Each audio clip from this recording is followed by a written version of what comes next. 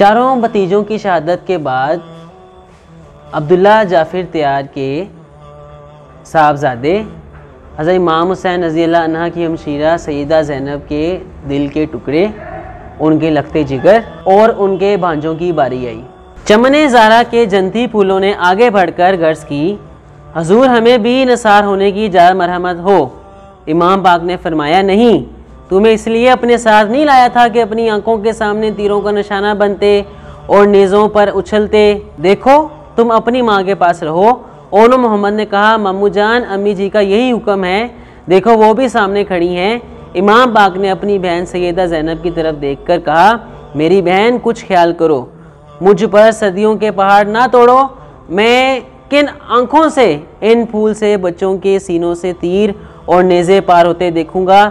सैयदा ज़ैनब कह रही थी, भैया, मेरे प्यारे भैया, क्या अपनी बहन का ये हकीर हदिया कबूल नहीं करोगे? अगर तुमने मेरा ये हदिया कबूल ना किया तो मैं अपनी माँ ज़हरा बतूल को क्या जवाब दूंगी जब वो पूछेंगी, बेटी तुमने उस वक्त क्या नज़र पेश की थी जब शहज़ादा सरवर कुनैन के हजूर जानों के हदिये पेश हो रहे थे? मेरे दो ही फर्जंद हैं, दोनों तुझ पर कुर्बान हैं। उसके साथ ही सैयदा की हिचकियाँ बंद गईं। इमाम पाक ने अश्कबार आंखों से अपनी बहन को देखा, दिल पारा पारा हो गया और दोनों भांजों को सीने से लगाया और रुखसत कर दिया। माँ देख रही थी कि मेरी आंखों के तारे हमेशा हमेशा के लिए यजीदी बादलों में रुपोश होने जा रहे हैं। उनके जाते ही दुश्मन इन पर बेड़ियों की तरह टूट पड़ेंगे। मगर इस सब्र वाली माँ ने अपने दिल पर हाथ रखा और आसमान की तरफ मुँह करके कहा, मौला, जो तेरी रज़ा वो हमारी रज़ा। चमने ज़ारा के जन्नती फूल हज़रत जाफिर तैयार के पोते, मोना मुश्किल कुशार के नवासे, मैदान कार साज में दुश्मनों के सामने गए। दोनों भाइयों ने वो शुजाअत के जौहर दिखाए कि सफूफ अदा में हलचल बर्पा हो गई। आखिर बहुत से यजीदी मालूनों को मारते और काटते हुए खुद भी तीरों और तलवारों का निशाना बनकर बहिश्ते बरी में जा पहुँचे। हज़रत ओन को अब्दुल्ला बिन कतोआ और हज़रत मोहम्मद को आमिर बिन नफशल ने शहीद किया। इमाम पाक के रुफ़का उनकी लाशें उठा कर ले गए और खैमों के पास लाकर रख दी। इतने में सैयदा ज़ैनब भी आ गई।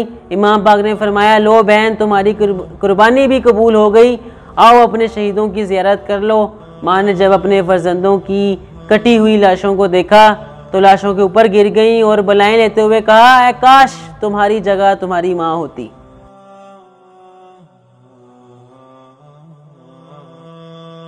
एक एक अजीज़ का बिछड़ना इस कदर हज़रत इमाम हुसैन रज़ी अल्लाह अन्हा के लिए तकलीफ़ दे था कि लफ्ज़ों से बयान नहीं हो सकता। कि आप जानवाए गम पर देखकर खा के करबला पर बैठ जाते और कभी आसमान की तरफ निगाह करके अपने वक्त शहादत की घड़ियाँ गिनते, कभी दर्द रसीदा गम मज़लूम औरतों की तरफ निगाह हसरत फरमाते। बस एक शहज़ादा अली अकबर जुलो में हैं और एक कुव्वत बाज़ व अब्बास अलमदार सामने हैं। अब इमाम मज़लूम की कमर टूटने का वक्त करीब आ रहा है। जुल्म व सितम के पहाड़ टूटने वाले हैं। इसलिए इंतहाई सब्र और ज़ब्त की तलब में जबिए नाज झुकाए हुए अपने खालिक और माबूद से अर्ज़ व मारूज़ में महव हैं।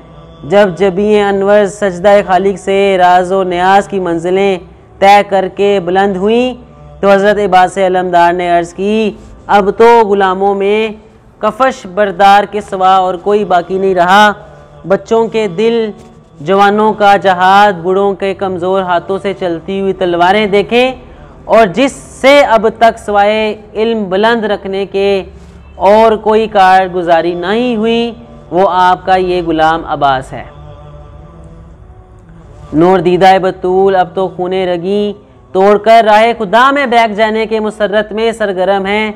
अज़ेरा करम मुझे भी इजाज़त देकर मेरी किस्मत का सितारा भी चमका दीजिए। सब्र व रज़ा के पैकर इमाम पाक ने अपने भाई का सर सीने से लगाया और आंखों से कुछ मोहब्बत और कुछ दर्द गम के आंसू मोतियों की शक्ल में रुखसारों पर चमकते हुए बहने लगे।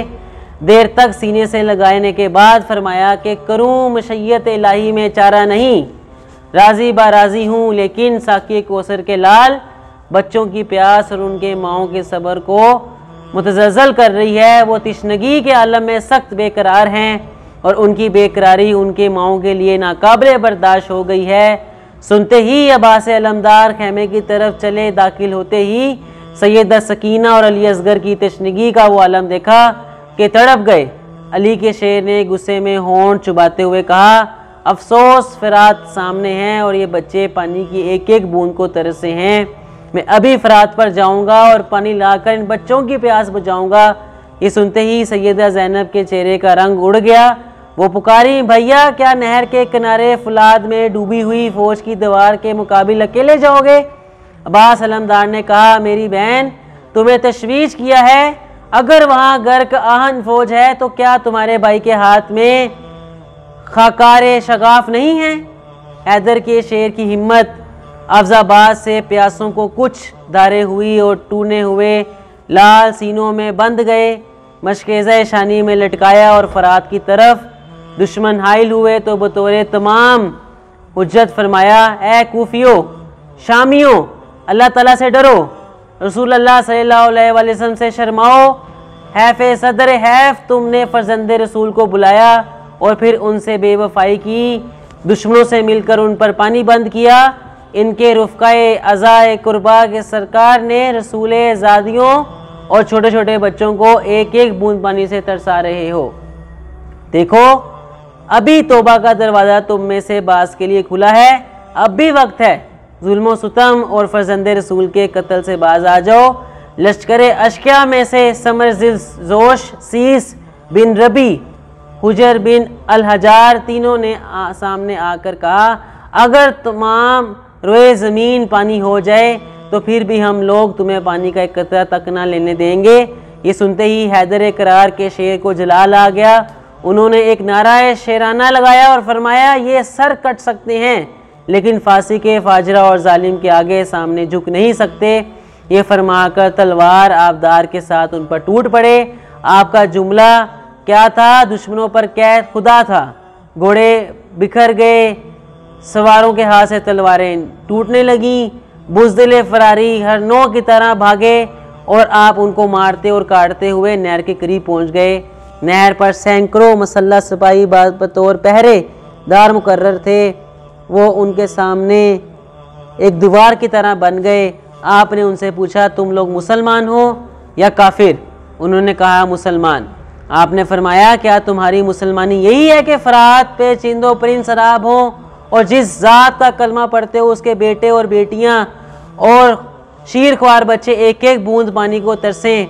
मैंने अपनी इन आँखों से उनको प्यास से न डाल होते देखा है। आप उनसे गुफ्तगू कर रहे थे कि उधर से यजीदी फ़ौज के सिपाही अमीर लश्कर उमर बिन साद का हुक्म लेकर पहुँच गए और नहर पर मुतय्यन सिपाहियों से कहा, अमीर लश्कर का हुक्म है कि पानी की बूंद भी खैमा हुसैन रज़ी अल्लाह तक ना पहुँच पाए। ये हुक्म सुनकर यजीदी लश्कर ने नेज़े तान लिए। शेर खुदा के शेर ने एक जिस्त लगाई और सफल अदा के चीरते हुए घोड़े आगे बढ़ाया और फ़रात में दाखिल कर दिया। प्यासे बेश्ती ने एक चलू पानी का लिया मगर अहले बैत की प्यास पीने से मना हुई। यह कहकर पानी फेंक दिया कि ऐ बास, तुम नहर पर अपनी प्यास बुझाने नहीं आए।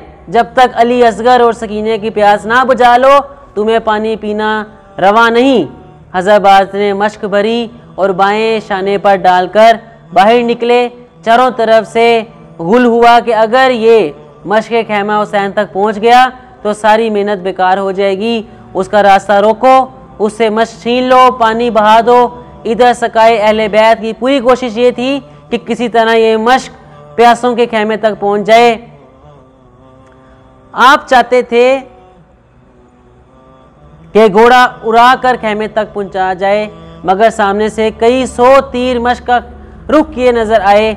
आप मश्क की हिफाजत में एक तरफ हट गए, यहाँ तक कि फौज की दूसरी सम से इस कदर करीब हो गए कि अब दोनों तरफ से घिर गए।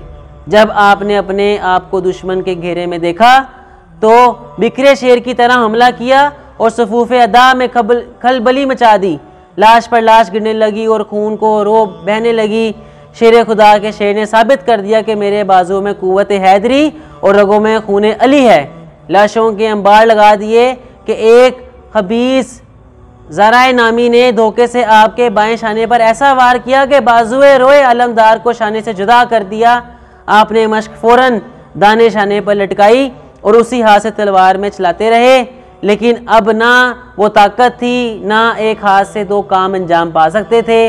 वफाई कोशिश करते करते एक तरफ से फ़ौज के पैरे पर आपने घोड़ा उठा दिया कि शायद रास्ता मिल जाए, मगर उस गाजी के खिदमात ख़त्म होने का वक्त बड़ी तेज़ी से करीब आ रहा था। यहाँ तक कि नौफल बिन अरज़क ने दाएं बाजू पर भी एक वार किया कि वो हाथ भी कट गया।